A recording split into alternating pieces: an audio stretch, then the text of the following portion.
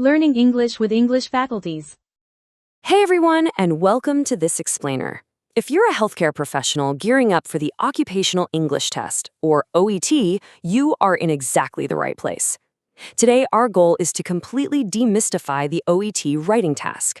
We're going to break down this test using simple, structured steps, and I'll be speaking at a comfortable, normal pace so we can carefully unpack exactly what the examiners are looking for. Let's get right to it. It's the question every single candidate asks, right?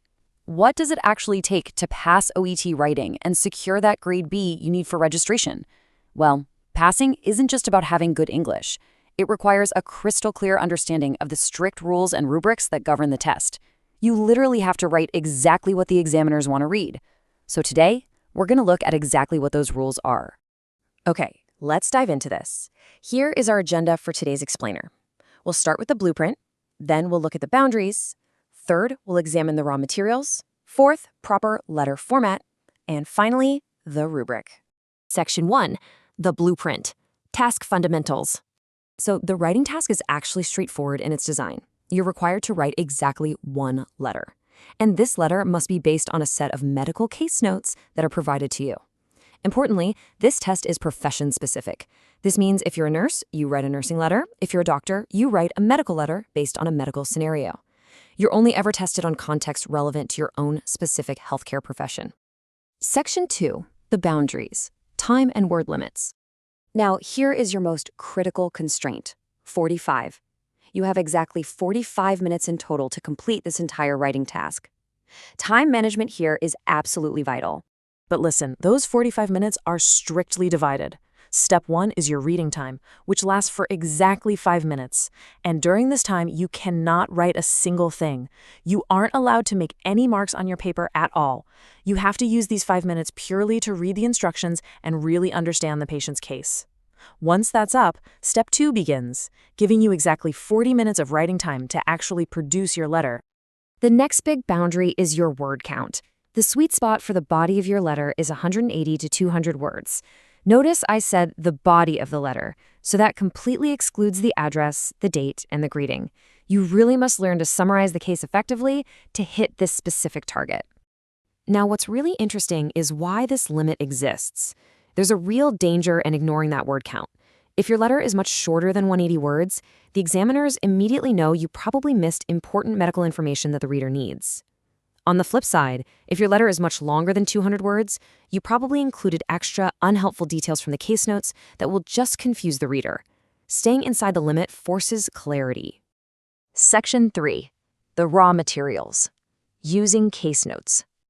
So, you're going to receive case notes written in short forms and abbreviations. When you write your letter, you have to follow a few absolute rules. First, expand those short notes into complete, proper sentences. Second, do not use note form. That means absolutely no bullet points. You must write in clear paragraphs.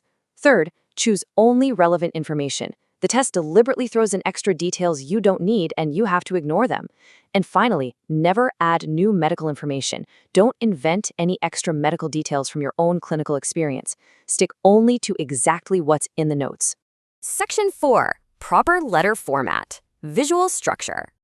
Most of the time, you'll be asked to write a referral letter, a transfer letter, or a discharge letter to another healthcare professional, like a specialist or maybe a community nurse. Sometimes it might even be to a patient or a carer.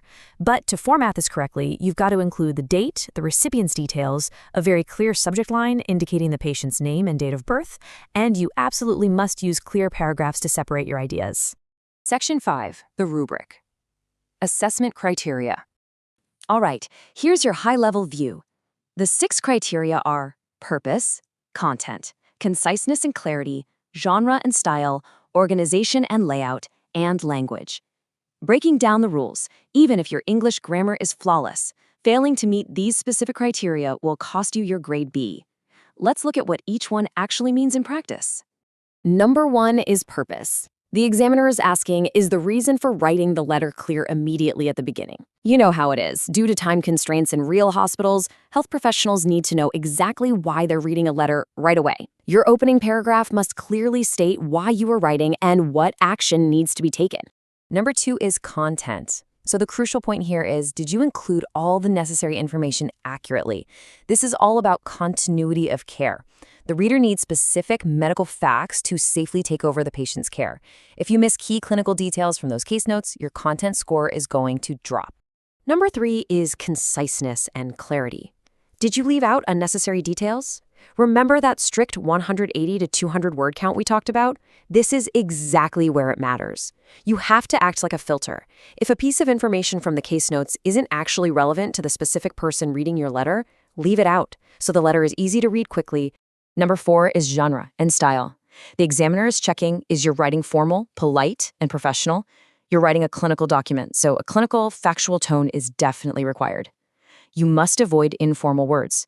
For example, use mother instead of mom, and remain completely objective rather than putting in personal judgments about the patient. Number 5 is organization and layout. And yes, layout directly impacts your score.